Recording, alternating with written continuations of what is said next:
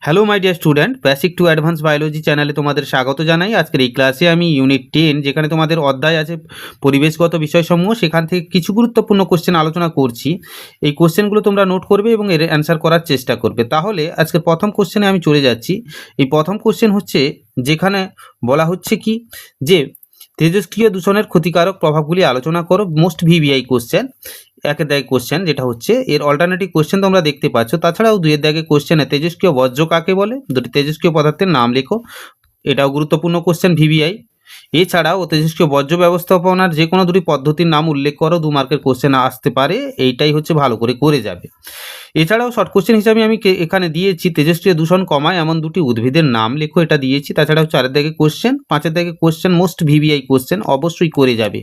অর্থাৎ 5-এর দাগে কোশ্চেনটা হচ্ছে তেজস্ক্রিয় দূষণ নিয়ন্ত্রণে কি প্রযুক্তিগত ও আইনগত উপায় অবলম্বন করা হয়েছে তা বর্ণনা করো, ভালো করে এর অ্যান্সার করে যাবে এখান থেকে। তাহলে 3টা কোশ্চেন খুব রিপিটেডভাবে অর্থাৎ পড়ার সম্ভাবনা আছে, যেগুলো তোমরা ভালো করে কিন্তু পড়ে যাবে। হয়েছে। সেই সঙ্গে তোমাদের আমি জানিয়ে রাখি, যারা যারা বাংলায় নিট বায়োলজি অনলাইন এবং অফলাইন ব্যাচ করতে ইচ্ছুক, তারা অবশ্যই ফেস একাডেমি কন্টাক্ট পূর্ব মেদিনীপুরতে যোগাযোগ করো। সেই সঙ্গে আমি তোমাদের জানিয়ে রাখি, যারা যারা নিউট্রিশন বিষয়ে 4 সেমিস্টার দিচ্ছ, নিউট্রিশন 4 সেমিস্টার ক্লাস 12-এ দিচ্ছ, তাদের জন্য আমি ফাইনাল সাজেশান এই চ্যানেলের ওপর আপলোড হবে। তোমরা অবশ্যই চ্যানেলটি ফলো করো এবং বন্ধুদের ভেতর শেয়ার করো। আর ক্লাসটি যদি ভালো লেগে থাকে তাহলে চ্যানেলটি অবশ্যই সাবস্ক্রাইব করো। সেই সঙ্গে আমি জানিয়ে রাখি, তোমাদের ছোট ছোট ভাই বোনেরা যারা ক্লাস 10-এ পড়ছে এবং জীবনবিজ্ঞানে ফাইনাল সাজেশান পেতে তাদের অবশ্যই এই চ্যানেলটি সাবস্ক্রাইব করতে বলো।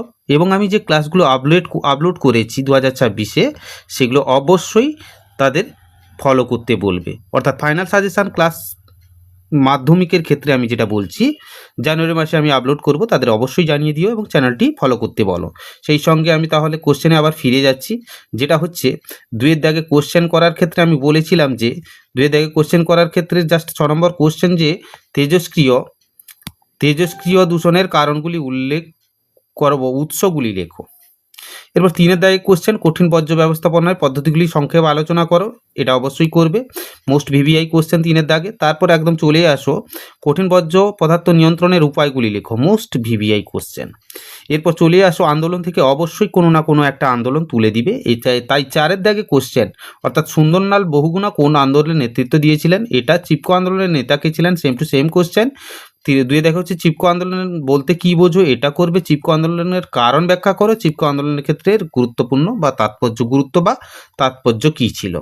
অর্থাৎ এখানে যে 4টি আন্দোলন আছে, তার মধ্যে চিপকো আন্দোলন হচ্ছে খুবই গুরুত্বপূর্ণ, এখান থেকে করার চেষ্টা করবে। পরের কোশ্চেনে আমি চলে আসছি। একদম কি পরের কোশ্চেন তোমরা অবশ্যই দেখো, যে স্বাধীন ভারতের প্রথম পরিবেশ সচেতনতা আন্দোলন রূপে টিকা লিখো চিপকো আন্দোলন সম্পর্কে। আর চিপকো আন্দোলন কিভাবে পরিবেশ রক্ষায় সাহায্য করেছিল তা উল্লেখ করো। এবং 5-এর দাগে কোশ্চেন, চিপকো আন্দোলন কোন রাজ্যে হয়েছিল, এগুলো সবই করে যাবে। তারপর 5-এর দাগে কোশ্চেন হচ্ছে কি, ভালো করে করবে, অমৃতা দেবী বিষ্ণুই আন্দোলন সম্পর্কে টিকা লেখো। এই বিষ্ণুই আন্দোলনের কারণ কি ছিল সেটা অবশ্যই করবে।